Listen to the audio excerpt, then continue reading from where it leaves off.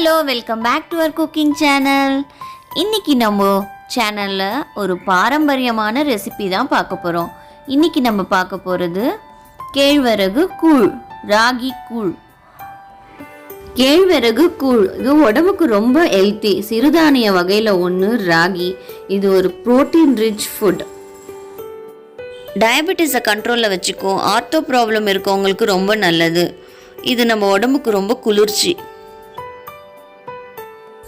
வாங்க இந்த அருமையான கூழ் எப்படி செய்யறதுன்னு பார்த்துடலாம். அதுக்கு முன்னாடி எங்கள் வீடியோஸ்லாம் பிடிச்சிருந்தா எங்கள் சேனலுக்கு சப்ஸ்கிரைப் பண்ணுங்கள், உங்கள் ஃபேமிலி ஃப்ரெண்ட்ஸ் கூட ஷேர் பண்ணுங்கள், கமெண்ட் பண்ணுங்கள், மறக்காமல் பெல் பட்டன் ப்ரெஸ் பண்ணிக்கோங்க. இப்போ வாங்க வீடியோக்குள்ளே போகலாம். இன்றைக்கி நான் 1 கப் ராகி மாவு எடுத்திருக்கேன். 1 கப் ராகி மாவுக்கு 2 கப் தண்ணி ஊற்றி நல்லா லம்ஸ் எல்லாம் இல்லாமல் நல்லா கலந்து வச்சுக்கோங்க. இது மார்னிங் 8 o'clock இந்த மாதிரி மாவு கலந்து வச்சோன்னா இது 10 to 12 மணி நேரம் இந்த மாவு நல்லா புளிக்கணும். மார்னிங் 8 o'clock ஊற வச்சா நைட் 8 மணிக்கு நம்ம கூழ் காச ஆரம்பிச்சிடலாம். மாவு நல்லா 12 மணி நேரம் ஊறிடுச்சு. பாருங்க, நல்லா ஃபெர்மெண்ட் ஆகி வந்திருக்கு மாவு. இந்த மாதிரி நல்லா நுரை வந்து நல்லா ஃபெர்மெண்ட் ஆகிருக்கணும். மாவு இந்த மாதிரி புளிக்கிறப்ப தான் கூழ் ரொம்ப நல்லா இருக்கும். மாவு நல்லா புளிக்க வச்சு கூழ் காசுறதுனால இந்த கூழ் நம்ம உடம்புக்கு ரொம்ப குளிர்ச்சி. 1/4 கப் பச்சரிசியை நல்லா வாஷ் பண்ணிட்டு ஒரு 1/2 hour ஊற வச்சு வச்சிருக்கோம். 1 கப் ராகி மாவுக்கு 1/4 கப் அரிசி வந்து அளவு. இப்போ நம்ம கூழ் காசுற குண்டானில் தண்ணியை வச்சு கொதிக்க வச்சுக்கலாம். நம்ம 1 கப் ராகி மாவுக்கு 8 கப் தண்ணி வச்சுக்கலாம். அப்போ தண்ணி அளவு கரெக்டாக இருக்கும். தண்ணி கம்மியாக இருந்துச்சுன்னா நம்மளுக்கு கூழ் கிண்டுறதுக்கு ரொம்ப கஷ்டமாக இருக்கும். ஸோ தண்ணி அளவு நல்லா தாராளமாக வச்சுக்கோங்க.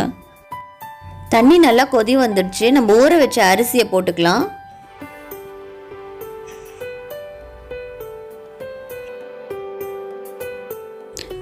அரிசி நல்லா கொதி வந்துடுச்சு. தண்ணி இந்த மாதிரி நல்லா பொங்கி வந்ததும் சிம்மில் வச்சு அரிசியை நல்லா வேக வைக்கலாம். பாருங்க, அரிசி நல்லா வெந்துடுச்சு.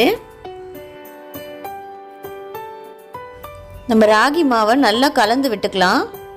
எந்த லம்ஸ் இல்லாமல் நல்லா கலந்துக்கோங்க. இந்த ஸ்டேஜில் நம்ம இப்போ மாவு ஊற்றி நல்லா கிண்ட ஆரம்பிச்சிடலாம். தண்ணி நல்லா கொதிக்கிறப்போ இந்த மாதிரி மாவு ஊற்றிக்கலாம். இப்போ நம்ம மாவு ஊற்றி நல்லா கலக்கியாச்சு. அடியிலேருந்து நல்லா கலக்கி விட்டுக்கோங்க. ராகி மாவு ஊற்றிட்ட அப்புறம் கைவிடாம கலரிட்டே இருங்க, இல்லைன்னா அடி பிடிச்சிக்கும். நல்ல கனமான பாத்திரமா வச்சுக்கோங்க. அப்போதான் உங்களுக்கு அடியும் பிடிக்காது, கலரும் வாட்டமா இருக்கும். அடுப்பு சிம்லேயே வச்சு கலரிக்கோங்க, ஹைல வைக்க வேண்டாம். மாவு ஊற்றிட்ட அப்புறம் கரெக்டாக 15 minutes டைமிங் வச்சுக்கோங்க. அந்த 15 minutesல மாவு நல்லா வெந்து வந்துடும். 15 minutes ஆயிடுச்சு. மாவு நல்லா வெந்துடுச்சு. பாருங்க, மேலே ஷைனிங்கான ஒரு லேயர் ஃபார்ம் ஆகும். பாருங்க, நல்லா பார்த்தாலே தெரியும். அப்போவே நம்ம கூழ் ரெடி ஆயிடுச்சுன்னு அர்த்தம். கையில் தண்ணி தொட்டு பாருங்க, கையில் ஒட்டாமல் வரும். அதுதான் பதம். நம்மளோட கூழ் ரெடி ஆயிடுச்சு. இப்போ அடுப்பை நிறுத்திடலாம். மூடி வச்சுட்டு காலையில் எழுந்து நம்ம கூழ் கலக்கிக்கலாம்.